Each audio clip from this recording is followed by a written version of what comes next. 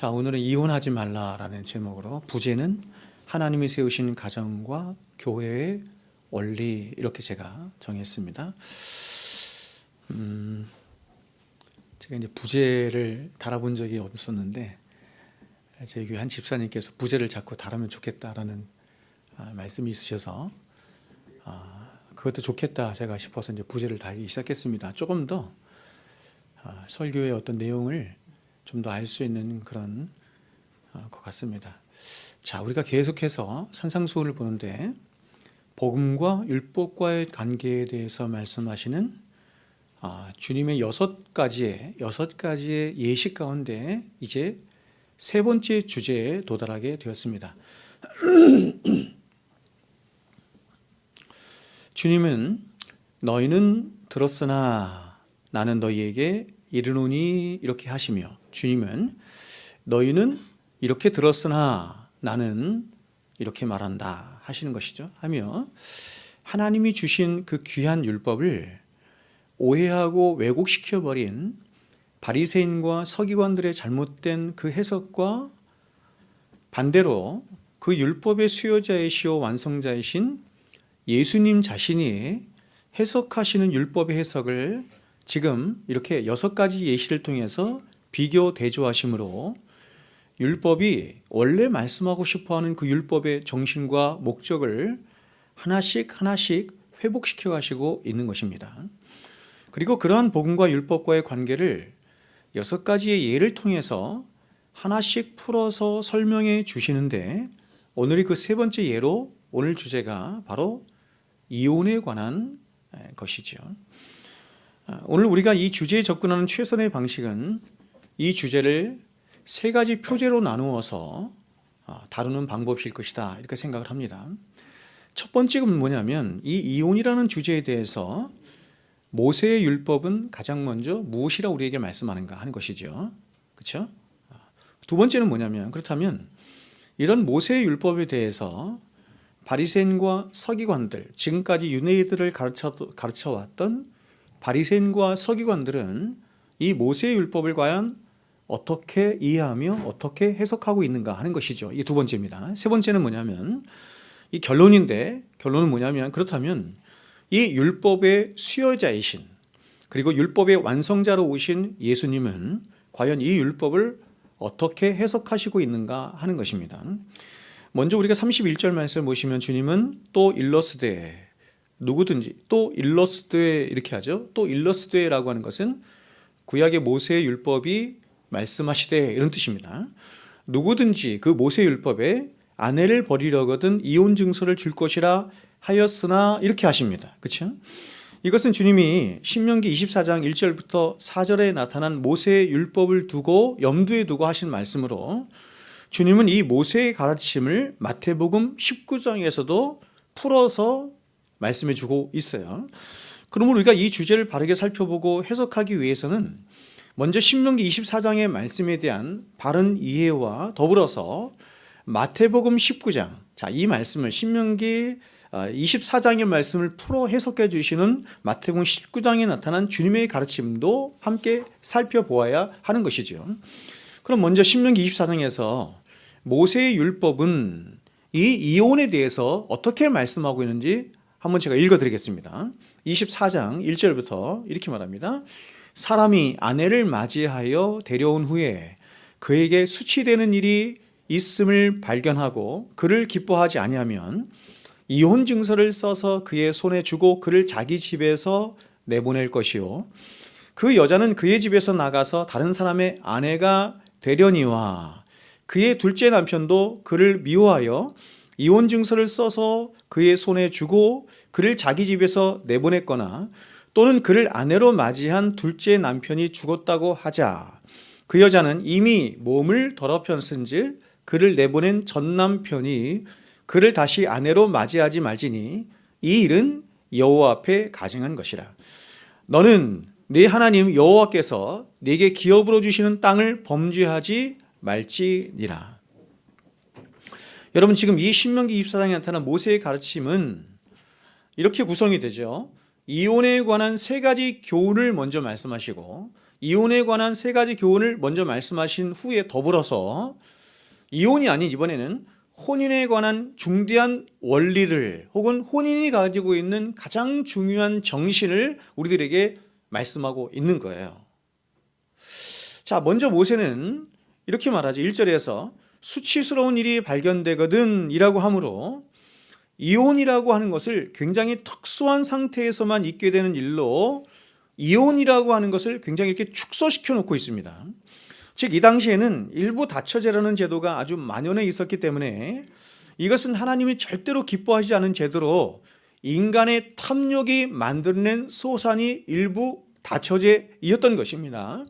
그런데 이러한 일부 다처제의 사회 속에서 상대적으로 절대 권력을 가지고 있었던 남자들은 자신의 탐욕과 쾌락을 위해서 여자들을 언제든지 자신의 마음대로 쫓아내는 이혼이라고 하는 수단을 통해서 쫓아내는 일을 자행하고 있었던 것이에요. 따라서 모세는 남자들이 아내를 함부로 버리지 못하도록 수치스러운 일이 발생하게 되거든 이라고 하며 이혼이라고 하는 것을 아내에게 수치스러운 일이 발생될 때만 가능한 것으로 이것을 축소시켜 놓은 겁니다. 두 번째로 모세는 만일 아내에게 수치스러운 일이 발생될 경우에라도 절대로 그냥 그 아내를 내보내서는 안 되고 이혼 증서를 써 주어서 이혼 증서를 가지고 내보내야 한다 이렇게 말을 하고 있습니다. 모세의 율법이 이렇게 하는 목적은 바로 여자의 인권과 생명을 보호하기 위함에 있었습니다. 왜냐하면 이 당시 사람들은 여자들이 가정에서 쫓겨나면 이 여자가 간음으로 인해서 쫓겨난 것은 아닌가 해서 무조건 돌로 쳐 죽이는 일들이 종종 있었던 것입니다. 율법에 그렇게 나와 있죠. 그리고 이 당시엔 워낙에 일자리를 구하기가 힘들어서 여자가 가정에서 쫓겨나면 그 가운데 많은 여자들은 일자리를 구하지 못해서 몸을 팔아서 겨우 삶을 영위해 나가고 있었던 것입니다. 그래서 남자가 이혼 증서를 써주게 되면 여자는 그 이혼 증서로 말미암아 최소한의 인권의 권리가 보장될 뿐만 아니라 그 이혼 증서를 가지고 다른 남자와 재혼을 해서 살 수 있는 길이 열릴 수 있었던 것이죠.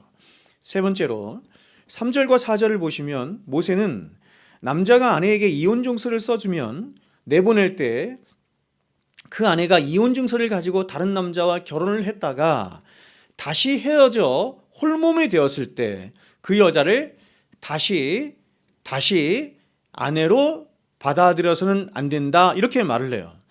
모세의 율법이 이렇게 하는 목적은 혼인의 중요성을 두는 것인데, 혼인이라는 것은 사람들 마음 내키는 대로 쉽게 했다가 또 마음 내키는 대로 쉽게 헤어져서는 안 되는 정말 신중을 가해야 하는 것이 바로 혼인이다라고 하는 것을 말씀하고 있는 것입니다. 그러면서 모세는 마지막으로 교훈하기를 4절 후반절에서 너는 내 하나님 여호와께서 내게 기업으로 주시는 땅을 범죄하지 말라, 범죄하게 하지 말지니라 이렇게 말을 해요. 굉장히 뜬금없지 않습니까? 모세가 이혼에 대해서 지금 계속 말하잖아요. 이혼에 대한 율법을 계속해서 말하다가 아주 뜬금없이 결론지어 말하기를 이 이혼이라고 하는 것은 하나님이 기업으로 주시는 땅을 범죄케 하는 것이다 이렇게 말을 하고 있는 것이에요. 여러분 이게 무슨 말입니까? 여러분 하나님이 이스라엘에게 기업으로 주신 땅이 뭐예요? 가나안 땅이죠. 그러면 여러분 가나안 땅은 성경이 근본적으로 뭘 말하고 있어요? 뭘 상징하여 말하고 있어요? 천국이죠. 하나님 나라를 말하고 있어요.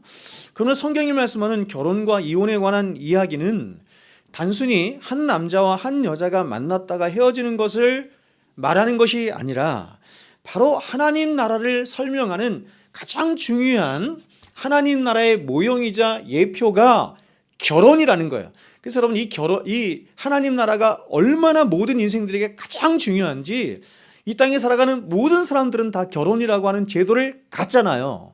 그러니까 결혼이라고 하는 제도를 통해서 하나님이 천국을 말씀하고 싶은 거예요. 그래서 천국에 대한 모형을 주신 게 가정이기 때문에 가정을 모든 사람들에게 다 주어서 그 가정을 통해서 천국을 알고 천국을 사모할 것을 말씀하는 것입니다. 그래서 우리가 에베소서를 보면 바울이 남편과 아내가 어떻게 서로 아끼고 사랑해야 할 것을 쭉 말한 후에 이에 대해서 결론적으로 말하기를 이렇게 말하죠. 아주 뜬금없이 말하는, 지금하고 똑같아요.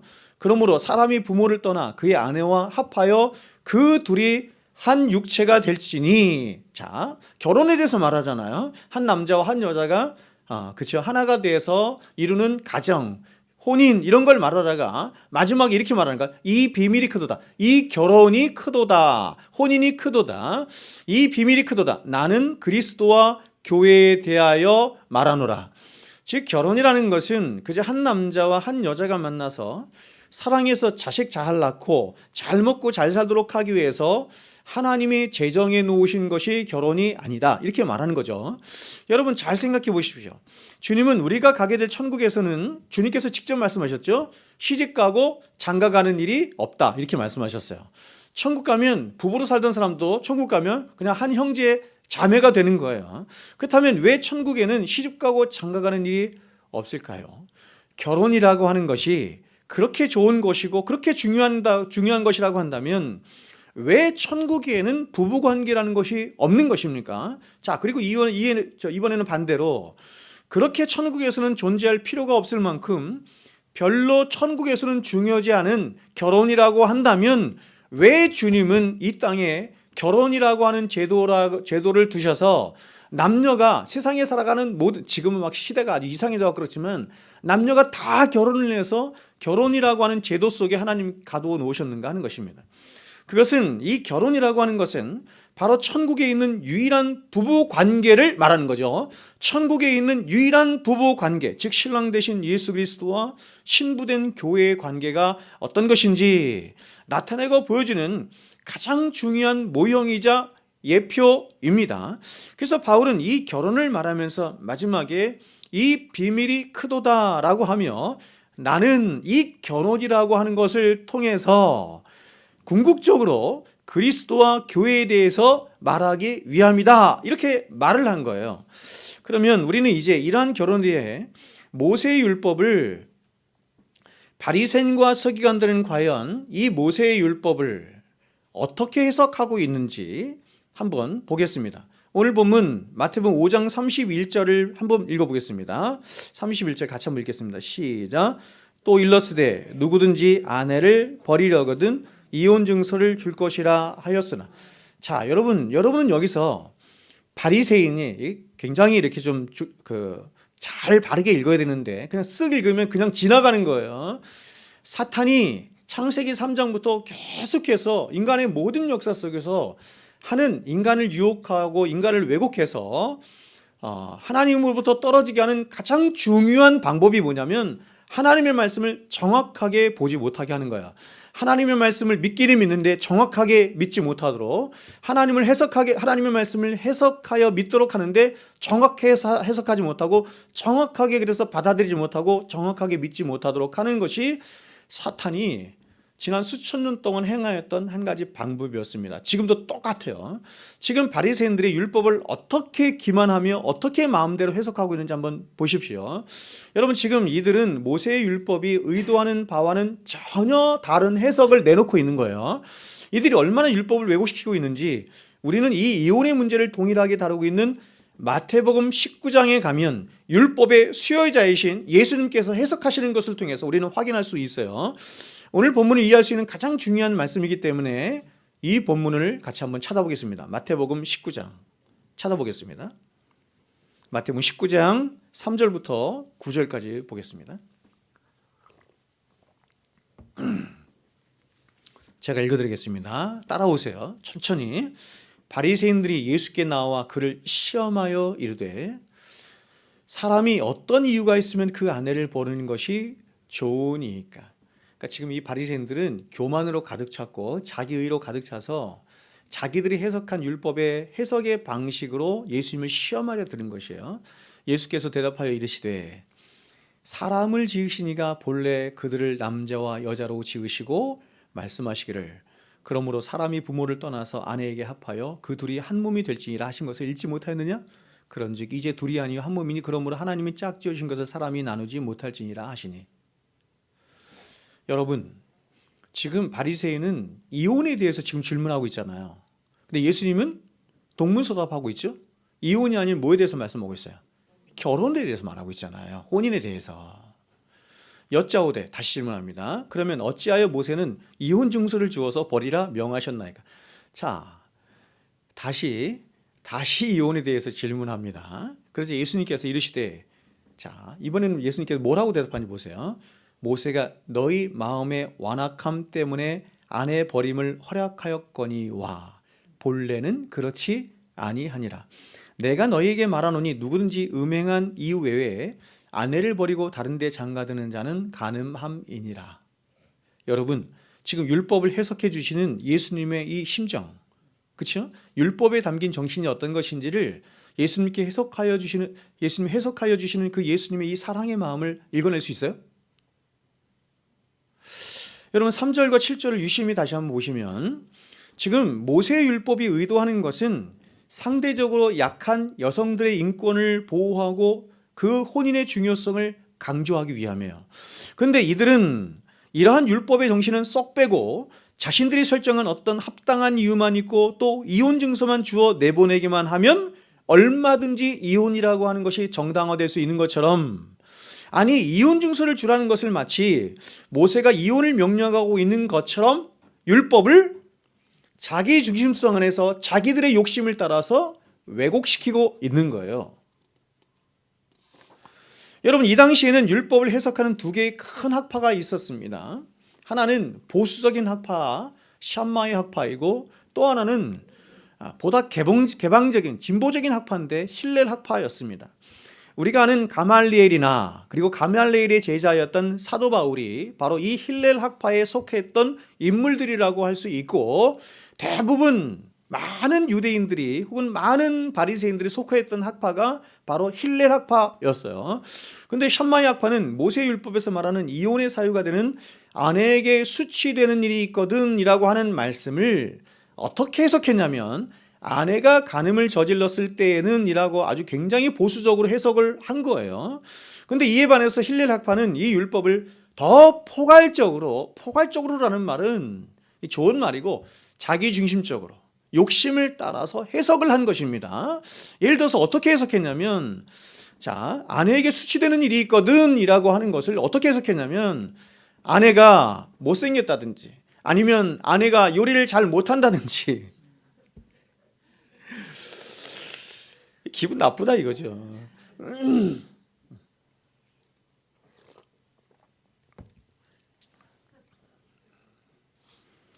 혹은 아내가 이웃집 남자와 이야기를 하다가 자신에게 들켰어요. 그래서 내 기분이 상했어.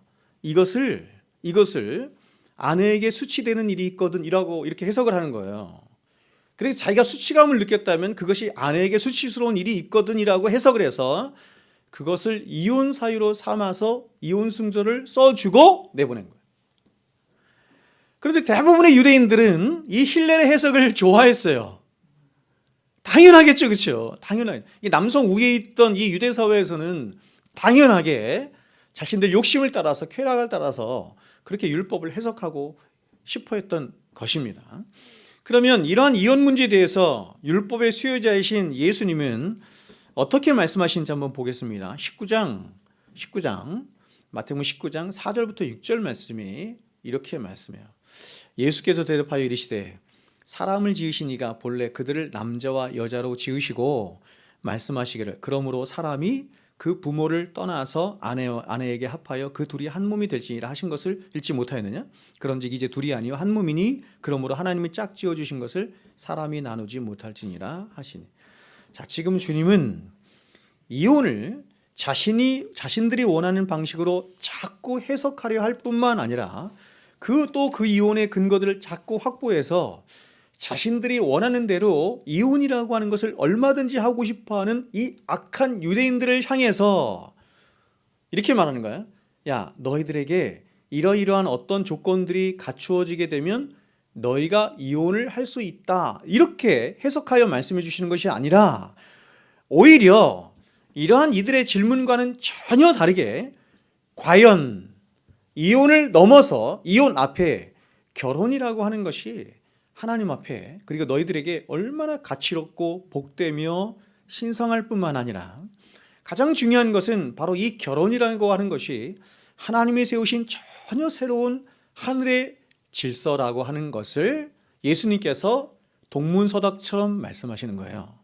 그러니까 주님은 신명기 24장에 이혼에 대한 기록이, 이혼에 대한 율법이 세워지기 전에 창세기 2장에서 하나님이 세우신 바로 천국의 모형인 결혼이라고 하는 것이 있음을 먼저 말씀하시는 것이며, 또 8절에서 말씀하시는 것처럼 신명기 24장의 이혼에 대한 율법은 본래 하나님이 의도하신 것이 아니고, 그러니까 이게 원래 율법이 없었다는 거예요. 그런데 너희의 완악함으로 인해서 발생된 율법이다. 그래서 여자의 인권들을 보호하기 위해서 하나님께서 제정하신 것이 바로 이 이혼에 관한 율법이다, 이렇게 말씀하는 거예요. 이해하셨죠? 그러면 여러분, 성경이 말씀하는 결혼은 과연 무엇일까? 이 결혼의 원리에 대해서 주님이 다시 이렇게 말씀하죠. 5절 6절 말씀하시기를, 그러므로 사람이 그 부모를 떠나서, 자, 여러분 제가 이거 조금 풀어드릴게요. 사람이 예수님이 그 부모를 떠나서, 그 부모된 하나님을 떠나서 아내에게 합하여, 교회에 합하여 그 둘이 한 몸이 될지니라 하신 것을 읽지 못하였느냐. 원래 정신이 그런 거라고, 결혼의 정신이. 그런즉 이제 둘이 아니요 한 몸이니 그러므로 하나님이 짝지어 주신 것을 사람이 나누지 못할지니라 하시니, 남자와 여자가 결혼을 해서 한 몸이 되면 이혼해서는 안 되는 이유가 왠지 아시겠죠? 그걸 말하는 거예요. 성경이 다르게 보여야죠. 여러분, 우리는 이 말씀에서 결혼의 원리를 설명해주는 가장 중요한 한 단어를 보는데, 그게 뭐냐면 한 몸이에요. 한 몸.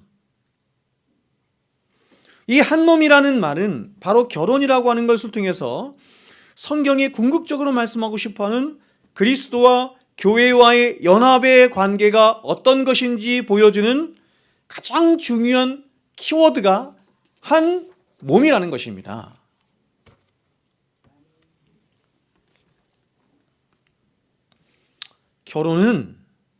혼인은 이 땅에 사는 동안 물론 너무너무 중요하지만 그건 그림자이고, 가장 중요한 건 뭐냐면 천국 가면 유일한 혼인관계가 하나밖에 없어요. 모든 혼인관계는 다 깨져요. 그림자이기 때문에 하나만 남아요. 그게 뭐예요? 그리스도와 교회가 결혼하는 것밖에 안 나와요. 그러므로 이 한 몸이라는 말은 어떤 의미를 담고 있냐면, 이 한 몸이라는 말은 삼중적인 연합의 의미를 담고 있는 것으로, 결국 결혼이라고 하는 것은 삼중적인 연합을 통해서 완성되어지는 것이다 라고 하는 것을 말씀하는 거예요.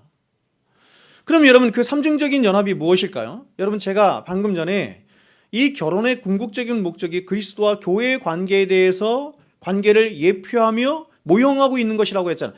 그러므로 이제 제가 말씀드린 결혼의 삼중적인 연합의 원리를 그저 한 남자와 한 여자가 이 땅에서 어떻게 연합되어지고 견합되어지는지에 대한 원리로만 보시면 안 되고, 더 궁극적인, 이것도 중요합니다 물론, 그러나 더 궁극적인 것은 바로 신랑 되신 예수 그리스도와 신부된 교회가 어떻게 한 몸 되어 가는가 하는 것을 보아야 하는 거예요. 이것을 다른 말로 말씀드리면, 여러분이 이 땅에서 결혼 생활이라고 하는 것을 하면서 배워야 할 가장 중요한 게 뭐냐면, 야, 어떻게 하면 당신과 내가 이 땅에서 자식 잘 낳고 어떻게 하면 이 땅에서 돈 많이 벌어서 잘 먹고 잘 살 것인가 하는 것을 배우면 안 되는 거예요. 뭘 배우라고요? 그리스도께서 어떻게 교회를 사랑하셨고, 교회는 어떻게 그리스도께 복종해서 어떻게 한 몸 이루게 되는 것인지, 천국의 모형으로 주신 가정을 통해서 배워간다, 이렇게 말. 거의 안 그러는 것 같아요. 근데 자, 먼저 결혼의 삼중적 연합의 제일 첫 번째 원리는 이것입니다. 육체적 연합이죠. 즉, 결혼이라는 것은 가장 먼저 한 남자와 한 여자가 그 부모를 떠나서, 자, 이렇게 말하죠. 그 부모를 떠나요. 그렇죠? 이 굉장히 중요한 거죠. 그 부모를 떠나서 결혼을 했는데 계속해서 그것이 친가든 뭐 또 외가든 자꾸 부모님이 결혼돼서 간섭하는 것 된다 안 된다? 안 된다는 거예요. 독립이 되는 것입니다. 결혼을 통해서 독립이 되는 것입니다. 떠나서 보세요. 같은 장소에서 같은 한 장소에서 함께 사는 것을 말하는 것이고, 한 걸음 더 나아가서 성적인 결합을 통해서 육체적 연합을 이루어 나가는 것을 결혼이라고 한다, 이렇게 말하는 거예요. 이게 육체적 연합이에요. 그러므로 아주 예외적인 경우를 제외하고 부부는 같은 장소에서 살아야 하고, 성경이 뭐라고 해요? 분방해서는 안 된다, 이렇게 얘기하죠. 분방해서는 안 된다. 나이가 들면 분방하고 싶잖아요. 그렇죠? 걸리적거리잖아요. 힘들잖아. 그렇죠? 침대도 제가 보니까 그 트윈 혹은 킹 침대 이런 거 안 쓰고 다 싱글 침대 2개 갖다 놓고 한 방에서 같이 이렇게 다 따로 자더라고. 나이가 들면 불편한 거야. 뒤척이는 것도 불편하고 코 고는 것도 싫고. 근데 성경은 분방하지 말래요. 기도할 그 어떤 이유 외에는 분방해서는 안 된다. 그 이유가 여기 있는 거란 말이에요. 이것을 그리스도와 교회에 적용한다면 이렇게 말하는 거죠. 같은 장소인 천국에서 영원히 함께 살아가는 것을 의미하는 거예요. 이제 결혼의 두 번째 연합의 원리는 바로 정신적 연합입니다. 이것은 마음과 심정이 하나가 되는 연합으로, 지금까지 홀로 독립적으로 생각하고 독립적으로 판단하고 독립적으로 결정하던 각자가 이제 둘이 하나의 마음을 가짐으로, 이제 서로가 나는 이 사람에게 이제 소속되어 있고 이 사람을 가장 믿고 있으며 이 사람을 가장 잘 이해하고 사랑한다는 어떤 정신적인 연대이자 정신적인 의존의 관계를 말하는 거예요. 여러분, 한 가정에 머리는 남자이기 때문에 남자가 판단하고 남자가 결정하지만 혼자 독단적으로 모든 것을 결정하고 하는 것은 옳지 않은 거예요. 그러므로 비록 두 사람이 한 장소에서 같이 살고 있고 또 어떤 육체적인 결합을 가졌다 할지라도, 만일 두 사람이 이 정신적인 연합을 갖지 못했다고 한다면 두 사람은 한 몸을 이룬 게 아니죠. 그렇지 않아요? 같은 장소에서 같은 집에서 같이 살고 같은 이불을 덮고 살아도 정신적인 연합이 이루어지지 않으면 한 이불을 덮고 사는 자체가 고통이잖아요. 그러므로 이 정신적인 연합은 육체적 결합보다 더 중요하고, 이 정신적인 연합이 없이는 서로를 참되게 사랑한다라고도 할 수 없어요. 그리고 어떤 면에서 이 정신적인 연합이나 하나됨이 없이 한 집에서 살며 육체적인 결합을 이루며 사는 것은 어떤 면에서 굉장히 끔찍한 일이에요. 그런데 이러한 정신적인 연합은 두 사람이 함께 살면서 보세요, 때로는 촉진되기도 하고 때로는 이완되기도 해요. 그렇게 두 사람이 이 정신적인 연합이 이완되지 않도록 끊임없이 어떻게 되냐면 서로 대화하고 함께하며 서로에 대한 신뢰를 쌓아가는 것이 필요해요. 우리와 주님과의 관계도 마찬가지예요. 이것을 그리스도와 교회에 적용한다면 그리스도께서 우리를 사랑하셨듯이 교회 또한 그리스도를 사랑하고 의존함을 말하는 것입니다. 이제 세 번째, 결혼의 가장 중요한 원리가 영적인 연합입니다. 이것은 남편과 아내의 영혼이, 보십시오, 그리스도 안에서 하나로 연합되어지는 것을 말하는 거예요. 여러분 잘 아시죠? 삼겹줄은 어때요? 끊어지지 않죠. 여기서 말하는 삼겹줄이 뭐냐면 두 사람 자체로 완전하지 않고 그리스도가 이 두 사람 사이에 개입이 되고 두 사람 안에 그리스도가 있을 때에만 그 삼겹줄이 완전하다, 이걸 말하는 거예요. 그러니까 그리스도가 개입되지 않은, 그리스도가 함께하지 않는, 그리스도 안에서 있지 않는 어떤 남녀의 결합도 완전하지 않다. 언제든지 끊어진다, 이 말. 그러므로 성경이 말씀하는 결혼이라고 하는 것은 바로 하나님과의 생명적인 연합을 가진 한 사람이 또 다른 하나님과의 생명적인 연합을 가진 한 사람과 하나님 안에서 생명적 관계를 새롭게 가지는 것을 성경이 결혼이라고 해요. 그러므로 엄밀한 의미에서 성경이 말씀하는 결혼은 거듭난 그리스도인들끼리만 하는 것을 결혼이라고 해요. 그러므로 오늘날 어떤 거듭난 신자가 거듭나지 않은 사람과 결혼을 하겠다고 하는 것은, 이것은 처음부터 성경이 말씀하는 결혼의 원리를 무시한 처사로 큰 배교 행위가 될 수 있는 거예요. 근데 여러분, 오늘날 어떤 사람들은 말하기를 어떤 특별한 경우들을 말하면서 자신이 믿지 않는 사람과 결혼을 해서 상대방을 예수 믿게 하면 더 좋지 않겠느냐, 그러면 하나님이 더 기뻐하시지 않겠느냐 하는 사람이 있고, 이것을 지지하는 여러 목사들이 있는 거예요. 그러나 여러분, 어떻게 이런 일이 가당키나 하겠습니까? 한 영혼 안에서 일어나는 중생의 역사가 그렇게 사람이 노력한다고 해서, 혹은 그가 열심히 상대방을 위해서 기도한다고 해서 그게 가능합니까? 구원은 오직 하나님이 주시는 하나님의 주권적인 선물이에요. 침범할 수 없는 거예요. 그러므로 신자와 불신자가 결혼하는 것은 혹시 그 두 사람 안에서 육체적인 결합이나 정신적인 결합은 이루어질 수 있을지 모르지만, 이 두 사람은 가장 본질적인 그리스도 안에서 하나 되는 영적인 결합은 이루어질 수 없기 때문에 이런 결합은 절대로 참된 행복을 가져다 줄 수 없어요. 영적으로 하나가 되지 않으면 아무리 여러분 육체적인 결합이 이루어지고 정신적인 결합이 이루어져도 외로운 삶을 살 수밖에 없어요. 여러분, 오늘날 믿지 않은 사람과 결혼해서 일평생 고통당하며 눈물로 살아가는 사람들이 얼마나 많은지 한번 보십시오. 그렇게 정말 하나님을 믿고 하나님을 사랑하는 사람이라고 한다면 불신 결혼이라고 하는 것은 생각조차 할 수 없는 거예요. 혹시 신자가 불신자와 결혼을 하게 되면 그 사람은, 그 신자가 진정으로 참된 믿음을 가지고 살아가길 원하면 그 사람은 그 순간부터 50년 동안, 제가 늘 말씀드린 거지만, 과부로 살아가는 거예요. 남편이 있는데 마치 남편이 없는 것처럼 과부로 살아가요. 그럼 우리는 이런 질문을 던질 수 있습니다. 중요한 질문이죠. 그러면 어찌됐든 한 사람은 믿었고 한 사람은 믿지 않으면 어떻게 해야 합니까? 이런 질문 던질 수 있죠. 특별히 불신자들끼리 결혼을 했다가 그중 한 사람이 믿게 되는 경우가 있는데, 그 경우엔 어떻게 해야 합니까? 이렇게 말을 하죠. 이것을 하나님의 섭리 가운데 우리가 이해하는 것이 굉장히 필요하지만, 이런 경우엔 두 사람이 영적인 결합을 이루지 못하는 이상 절대로 성경이 말씀하는 완전한 연합을 이룰 수 없기에 믿는 사람은 많은 질고와 함께 많은 눈물로 그 자신의 배우자를 위해서 기도하고 하나님의 은혜를 구해야 하는 일이 있는 것입니다. 이에 대해서 바울이 이렇게 말해요. 고린도서 17장에 믿지 아니하는 남편이 아내로 말미암아 거룩하게 되고 믿지 아니하는 아내가 남편으로 말미암아 거룩하게 되는 일이 있나니, 그렇지 아니하면 보세요, 너희 자녀도 깨끗하지 못하리라. 그러나 이제 거룩하니라. 잘 보십시오.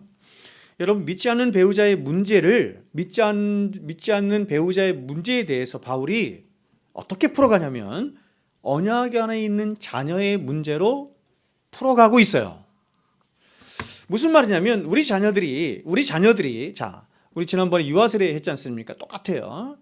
우리 자녀들이 비록 언약 안에 있는 자녀들이라 할지라도 그들이 구원을 실제적으로 받은 것은 아니다, 이렇게 말하는 거예요.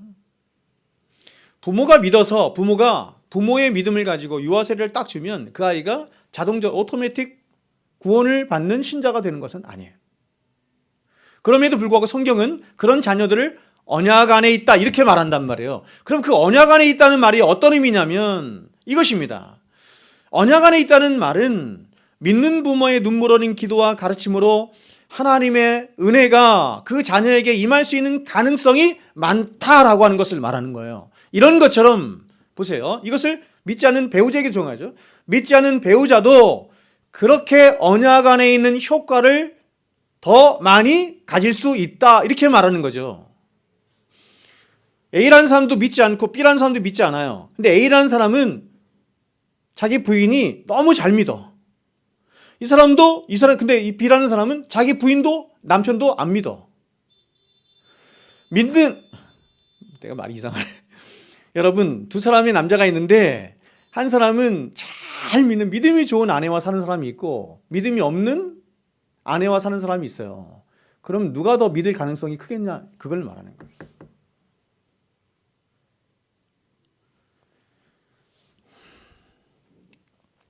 이것은 믿지 않는 배우자를 둔 또 다른 배우자가 가져야 할 이 땅에서의 사명에 대해서도 말씀하는 거죠. 그러므로 언약 안에 있는 우리 자녀들을 위해서 믿음의 부모가 눈물을 기도하며 하나님께 은혜를 구하고 말씀으로 가르쳐야 하는 그런 책임이 있는 것처럼 믿지 않는 배우자를 위해서도 오직 하나님의 긍휼하심과 은혜를 구하며 눈물로 기도하고 더욱 참고 희생하는 일이 있어야 함을 성경이 말씀하는 거예요.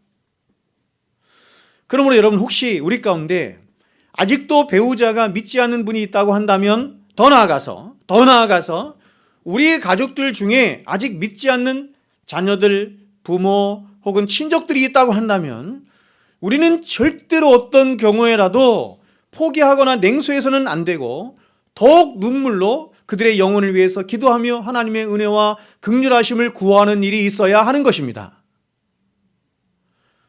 그러므로 여러분, 결론적으로 성경이 말씀하는 혼인이란 바로 이러한 삼중의 결합을 더욱 곤고히 하며 살아가는 것을 의미하는 것이고, 그리스도와 교회 또한 이러한 삼중의 결합을 통해서 영원토록 하나가 되어지는 것을 말하는 거예요. 자, 그런데 우리는 여기서 또 한 가지 의문점을 가져요. 그렇죠? 그것은 두 사람이 다 예수를 믿어서 거듭난 사람임에도 불구하고 가정생활이 순탄치가 않은 거죠. 혹은 더 나아가서 믿는 사람임에도 불구하고 가정이 깨어져. 이걸 적잖이 볼 수 있는데 이 경우에는 왜 그런 것인가 하는 것입니다. 남자도 믿고 여자가 믿으면 그것을 끝난 거 아닌가 이렇게 생각할 텐데 막상 살아보니 그렇지 않아요. 그래서 맨날 싸우기도 하고 때로는 갈라서기도 하는 것입니다. 그러면 여기서 우리가 갖게 되는 결론은 우리가 거듭나는 것만으로는 우리의 결혼 생활이 충분하지 않다, 이걸 말하는 거죠. 다시요. 우리가 예수 믿는 것만으로는 예수 그리스도와 하나로 완전히 연합되는 것은 가능하지 않다, 이걸 말하는 거예요. 그러니까 앞선 우리가 예수 믿는 것을 칭의의 교류로 설명한다고 한다면, 그렇죠? 의화되는 것을 말한다고 한다면 우리가 지속적으로 예수 그리스도와 보세요, 육체적으로, 정신적으로, 영적으로 계속해서 연합되어 가는 것을 뭐라고 할 수 있어요? 성화, 이렇게 말할 수 있는 거죠. 그렇다면 어떻게 해야 합니까?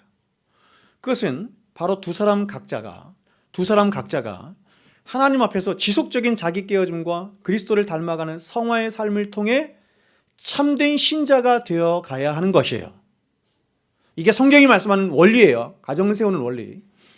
다시 말해서 두 사람 각자가 하나님 앞에서 깨어지고 부서지는 자기 부인의 삶을 살아가고 또 그리스도를 따르고 쫓는 성화의 삶을 살아갈 때 이제 그 두 사람 안에 있던 자기중심성의 죄는 무너지고 반대로 주님을 향한 사랑은 더욱더 각자 안에서 강화되어 가면서 두 사람은 그 그리스도의 사랑 안에서 점점 어떻게 돼요? 신비스럽게 하나가 되어 간다, 이렇게 말합니다.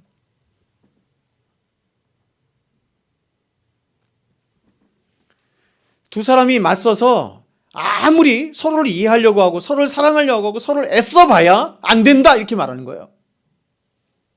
누가 개입이 돼야 된다? 그리스도가 개입이 돼야 된다. 그러면 여러분, 부부관계의 모든 해답은 어디에 있는 거냐면 바로 예수 그리스도 그분께만 있는 거예요.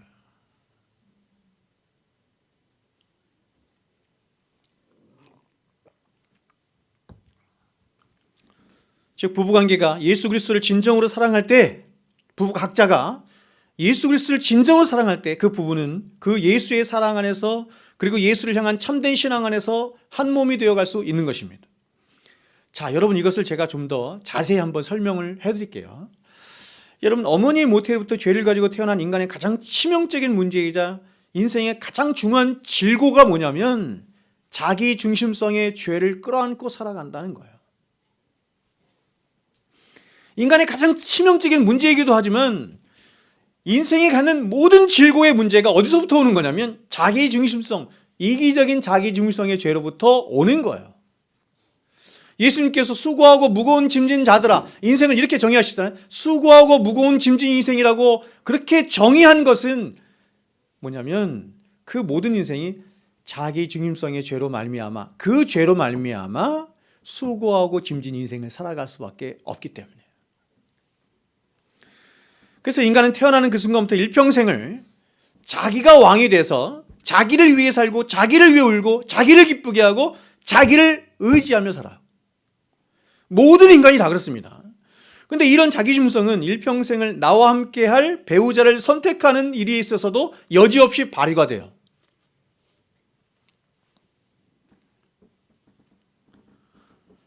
나중에 다시 말씀드리겠지만 예수님의 배우자가 우리잖아요. 예수님의 배우자가 교회잖아요. 예수님이 우리를 그렇게 선택하시지 않으셨잖아요.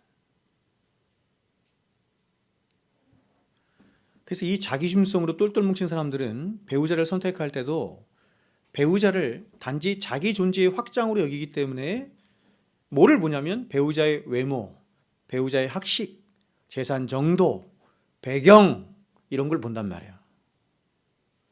인성도 보죠? 자기를 위해서 그런 거예요. 자기를 위해서.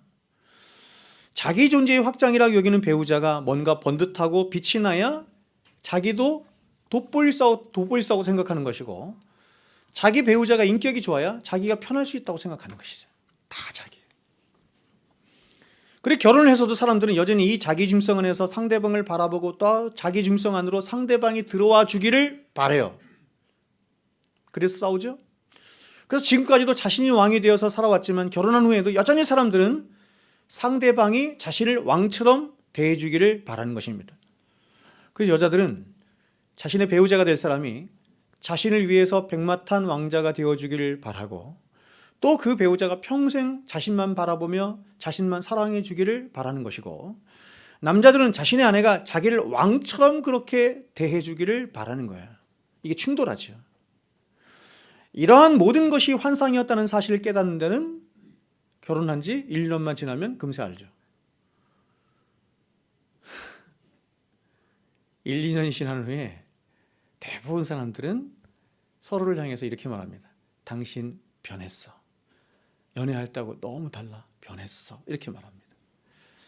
그러나 여러분, 이것은 변한 게 아니라 자연스러운 거예요. 당연한 것입니다. 왜냐하면 평생을 자기중성 안에서 자기를 왕 삼은 채 이기적으로 살았던 두 사람이 싸우지 않고 부딪히지 않는다는 것은 불가능하기 때문입니다. 더군다나 우리가 어떤 책에서 봤던 것처럼 한 사람은 화성에서 왔고 한 사람은 금성에서 왔잖아요. 화성에서 온 사람과 금성에서 온 사람이 같이 살려고 하니 얼마나 많은 어려움이 있겠습니까? 그러므로 두 사람이 서로를 향해서 맞대어 이렇게 있는 이상, 서로를 향해서 있는 이상 두 사람의 문제는 평생 해결이 되지 않는 거예요. 그렇다면 여러분, 이 두 사람이 한 몸이 되어 가려면 어떻게 해야 합니까? 그것은 바로 두 사람 각자가, 잘 보십시오, 자신을 지으신 하나님 앞에서 참된 사람으로, 참된 신자로 거듭나는 분투의 삶이 반드시 있어야 하는 거예요. 원래 하나님이 지으신 사람은 남자건 여자건 사람이잖아요. 그 사람은 하나님이 지으신 사람은 자신의 분수를 알고 자신의 위치를 알 때 옆에 있는 사람들과 함께 연합됨으로, 그것이 부부이든 상관없이, 혹은 다른 사람 상관없이 다른 사람과 연합되어 다른 사람들과 함께 살아갈 수 있는 거예요. 근데 죄는 뭘 가져왔냐면 자기중성의 죄를 가져와서 그렇게 사람들과 연합되어 살아갈 수 없도록 그렇게 자기 자신을 변질시킨 거예요. 그러면 사람들이 신앙의 궤도에 어느 정도 이렇게 딱 진입하게 되면 한 남자가 참된 남편이 되어가는 과정은 신실한 신자가 되어가는 과정과 딱 일치돼요. 마찬가지로 한 여자가 참다운 아내가 되어가는 과정 또한 하나님 앞에서 참된 신자가 되어가는 과정과 또한 딱 일치가 되는 것입니다. 그래서 결국 두 사람은 일평생 자기 깨어짐과 자기 부인 속에서 그리스도의 십자가 앞에서 만나게 되고 하나가 되어가는 것이며, 그래서 이렇게 두 사람이 구도자의 삶을 함께 살아가는 것을 성경은 혼인이다 이렇게 말하고 결혼생활이다 이렇게 말을 하는 거예요.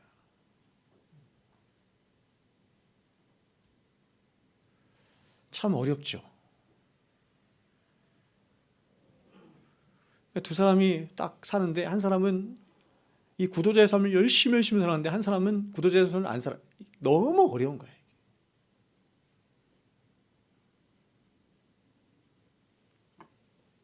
그래서 그 고통이 얼마나 크고 얼마나 힘든 것인지 알기 때문에 주님은 당신의 백성들을 향해서 절대로 불신 결혼하면 안 된다 이렇게 말합니다.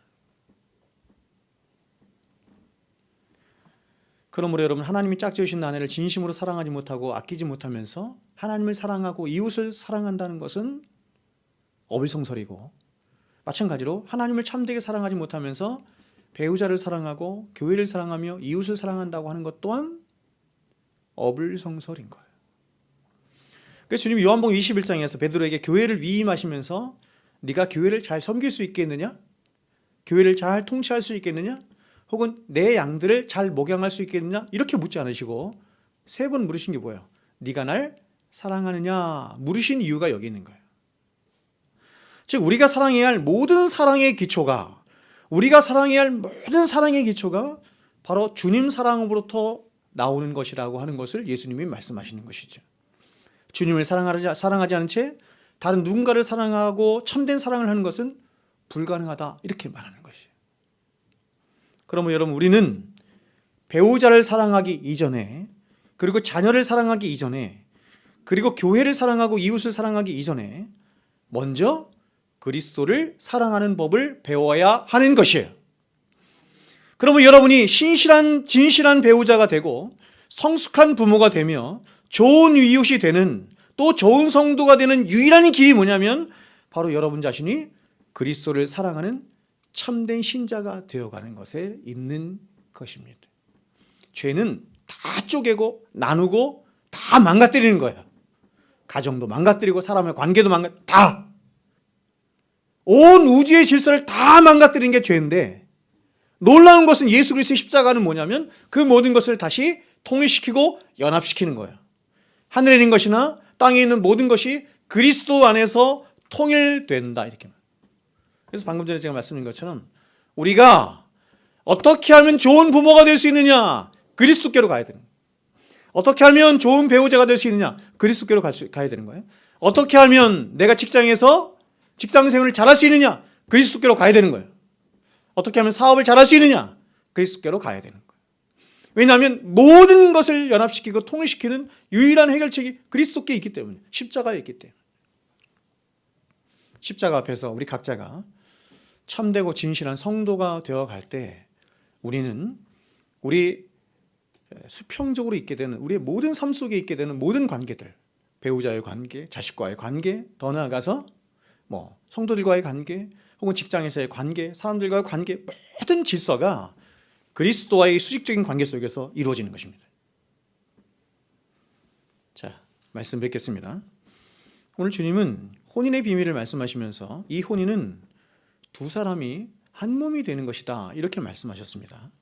즉 혼인이라는 것은 그저 혼자 있는 것이 외로운 두 사람이 서로를 만나서 서로를 위로하며 그렇게 자식 낳고 행복하게 사는 것을 혼인이라고 말씀하는 게 아니라는 것입니다.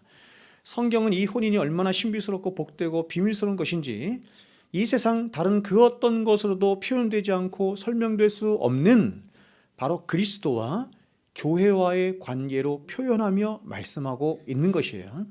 즉 교회가 영원전부터 영원히 그리스도 안에서 한 몸이었듯이 하나님이 짝지으신 부부 또한 한 몸임을 말씀하는 것입니다. 그렇게 그리스도 안에서 한 몸 된 교회를 그 누구도 나누고 깨뜨릴 수 없는 것처럼 주님이 짝지으신 한 몸 되게 하신 부부가 이혼하는 것 또한 하나님이 기뻐하시는 일이 아니다 이렇게 말하는 거죠. 그리고 말씀하시기를 남편과 아내가 서로 사랑하고 복종하되 바로 그리스도께서 자신의 몸 된 교회를 위해 자신을 주신 것 같이 부부가 그렇게 서로에게 복종하고 사랑하는 일이 있어야 하며, 그렇게 서로가 복종하고 사랑하는 일을 통해서 궁극적으로 그리스도와 교회의 관계가 어떤 것인지를 너희는 가정에서부터 배워야 한다 이렇게 말씀하는 것입니다. 부부의 관계를, 그래서 여러 부부와의 관계 있잖아요. 두 사람 다 믿는 사람이 있고, 한 사람 믿고 한 사람 안 믿는 사람도 있고, 불신자 가정이 또 있고, 또 믿는다 할지라도 또 신앙의 색깔도 다르고 되게 다양하잖아요. 그래서 이걸 하나님의 섭리라고 하는 큰 포괄적 의미에서 우리가 여러 가지로 해석할 수 있어야 되겠지만, 궁극적으로 하나님이 가장 기뻐하시는 가정은 정말 그리스도 안에서 거듭난 신자와 거듭난 신자가 만나는 것을 하나님이 기뻐하시는 가정이다, 이렇게 말할 수 있는 것이고, 우리 생에 결코 포기할 수 없는 것이 그리스도이듯이, 교회된 우리가 결코 포기할 수 없는 것이 그리스도이듯이, 여러분, 우리가 결혼 생활에 있어서 결코 포기할 수 없는 것이 배우자가 믿는 자가 되어야 하는 것입니다. 아멘이시죠? 우리 자녀들이 그렇게 결혼할 수 있도록 여러분이 기도하시고 그렇게 가르치셔야 돼요. 창세기 2장에서 하나님이 여자를 만드실 때 아담을 잠들게 하셨어요. 아담을 잠들게 하시고 그 옆구리를 통해서 갈빗대 하나를 취해서 여자를 만드셨습니다. 그럼 여러분, 왜 하나님은 굳이 이런 방식으로 여자를 남자에게서 나게 하셨을까요? 그것은 바로 이것이 그리스도와 교회의 관계를 설명하시는 큰 모형이기 때문에 그렇습니다. 즉, 하나님은 남자의 몸에서 여자를 나게 하심으로, 남자의 몸에서 여자를 나게 하심으로 뭐가 생각나야 돼요? 남자이신 그리스도에게서 뭐가 났다? 여자가 났잖아요. 어떻게 났어요? 남자인 그리스도의 엄청난 희생을 통해서 여자가 나왔잖아요. 그걸 말씀하는 거예요. 여러분, 보통 성경에서 잠잔다라고 하는 것은 일반적으로 죽음을 상징하는 것입니다. 즉, 여자가 탄생하기 위해서는 남자가 죽고 옆구리에서 피와 물을 쏟고 갈빗대를 내줘야 여자가 비로소 탄생할 수 있는 것처럼, 교회는 교회의 머리 되시고 남편 되신 예수 그리스도께서 십자가에 죽으심으로, 그래서 그 십자가에서 물과 피를 다 쏟으심으로 탄생되어지는 것이라고 하는 것을 말씀하는 거예요. 그러므로 이렇게 그리스도의 십자가의 사랑으로 교회가 탄생된 것처럼, 하나님이 기뻐하시는 믿음의 가정이 세워지기 위해서는 물과 피를 다 쏟는 그런 죽음을 방불하는 남자의 희생과 순종이 있어야 함을 말씀하는 것입니다. 여러분, 부부가 오랜 시간 한 집에서 같이 살라 치면 상대방의 장점만 보이는 것이 아니고 점점 많은 단점과 허물들이 보이기 시작을 해요. 그리고 나이가 들어가면서 그 젊은 시절의 매력들, 아름다운 모습들도 점차로 빛을 잃어가면서 점점 몸매도 사그라들고 힘도 없어지고 매력도 없어지죠. 여러분, 그럴 때 세상은 어떻게 하냐면, 이제 이렇게 매력도 없고 아름다움도 없고 힘도 없으니 이제는 나는 당신을 옛날처럼 사랑할 수 없다, 이렇게 합니다. 그 세상 사람들은 사랑이 식었느니 혹은 성격 차이니 하면서 온갖 이유들을 들어서 헤어지기도 하고 또 자식들 때문에 꾹 참고 있다가 나이가 들어서 황혼 이혼이라고 하는 것도 하는 것입니다. 그러나 여러분, 이렇게 하면 절대로 안 되는 것이에요. 여러분, 우리는 나이가 점점 들어가면서 그래서 젊은 시절의 그 아름다운 빛도 몸매도 점점 다 잃어갈 것입니다. 누구라도.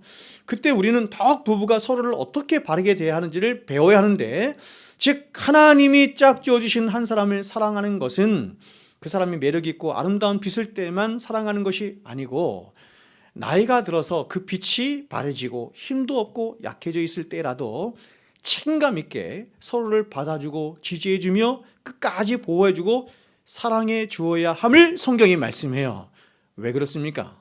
왜 그래요? 그것은 바로 주님이 우리를 그렇게 사랑하셨기 때문이라는 것이에요. 교회된 우리를 주님께서 그렇게 사랑하셨기 때문이라는 것입니다. 사랑받을 수 없는 어떤 매력이나 자격이나 조건이 없는 저와 여러분임에도 불구하고, 더 나아가서 로마서의 표현대로 하면 우리가 약해 있을 때, 우리가 원수 되었을 때, 그렇죠? 이 삼중적으로 말하는데 또 하나가 생각이 안 나네. 죄인 되었을 때, 약해 있을 때, 죄인 되었을 때, 원수 되었을 때, 주님은 자신의 몸과 피와 살을 아낌없이 다 내어주시며 십자가에서 죽으시기까지 그렇게 끝까지 사랑하여 주신 것입니다. 그리고 이런 사랑을 받은 저와 여러분을 향해서 우리에게 이렇게 말씀하시는 거예요. 여러분, 오늘 제가 이 가정에 대해서만 말했지만 그리스도와 교회와의 관계는 모든 부분에 다 이렇게 여러분 확대되어서 말하는 것입니다. 특별히 가정생활을 어떻게 해야 되는지, 더 나아가서 교회 생활을 어떻게 해야 되는지에 대해서 우리에게 똑같이 말씀하는 거예요. 그리스도께서 자신을 주신 것 같이 교회를 사랑하셨듯이 교회된 우리도 어떻게 사랑하라? 그렇게 사랑해야 된다는 것이에요. 그렇게 교회를 세워나가야 된다는 것이에요. 그렇게 가정을 세워나가야 된다는 것이에요. 그래서 이렇게 말씀하시는 거예요. 에베소 5장에서 아내들이여 자기 남편에게 복종하기를 주께 하듯 하라. 이는 남편이 아내의 머리됨이 그리스도께서 교회의 머리됨과 같음이니 그가 바로 몸의 구주시니라. 그러므로 교회가 그리스도에게 하듯 아내들도 범사에 자기 남편에게 복종할지니라.